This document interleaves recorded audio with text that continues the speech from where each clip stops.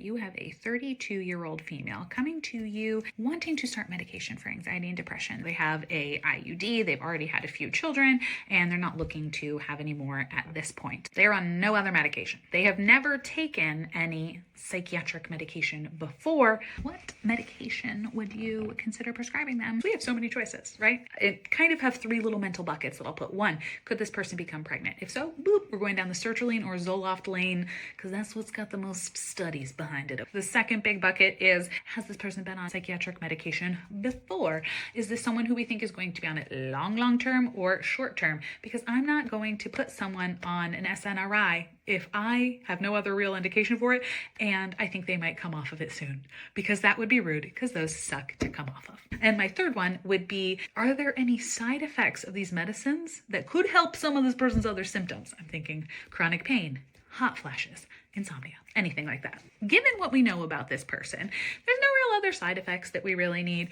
Not looking at any pregnancy contraindications, and we've never taken anything, so the door's wide open. In which case, I pull out this fun list, which is all the side effects of these medications, which do a lot of good, but also tend to have a lot of side effects. And I say, here's a whole list.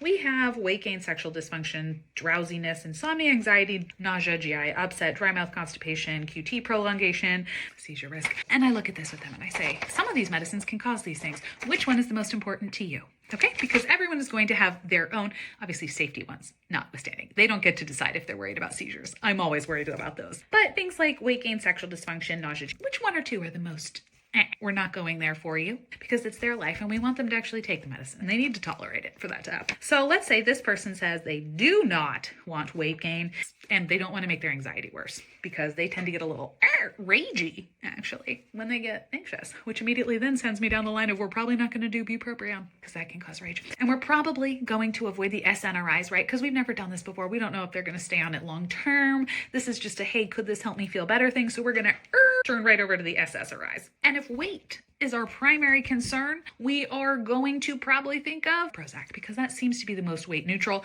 Our backup options are Lexapro and Zoloft, which are also fairly weight neutral, really, in the end. And the way I pick between that is I say Prozac's the most weight neutral. We also have Zoloft and Lexapro on our team. Have you heard of any of these? Because people are going to hear of things. And sometimes they're like, my friend takes Zoloft. And that sometimes gives people the in where they then feel like it's okay for them to take it too. And in which case I'm like, well, then do you want to take that? And if they say yes, I say, okay, great. If they truly don't care, I'd be like, okay, let's try some Prozac and let's see where this goes.